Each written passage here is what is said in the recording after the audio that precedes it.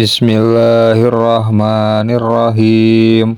Qala al-musannifu rahimahullah wa nafa'ana bihi wa bi ulumihi fid dharaini amin.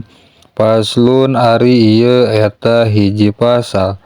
Tahrumu haram naon as-sholatu salat allati anu laisa henteu aya laha eta tetep pikeun itu salat sababun sabab mutaqaddimun anu miheulaan wala muqarinun jeung teu aya sabab anu marangan fihom sati auqatin dina 5 pirang-pirang waktu.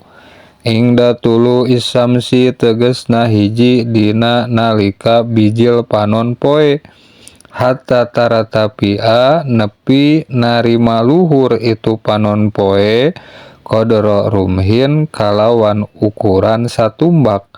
Wa ingdal istiwa jeung kadua dina nalika istiwa fi ghairi yaumil jum'ati dina salian poe Jumat hatta tazula nepi kalingsir itu panon poe.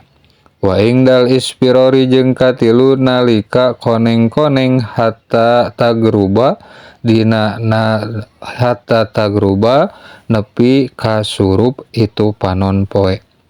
Wa ba'da sholati subhi jeung kaopat dina saenggeusna salat subuh hatta tatlu'a nepi kabijil naon as-samsu panon poe.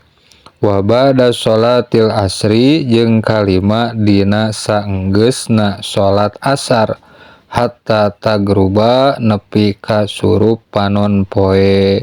Wallahu a'lam bishawab.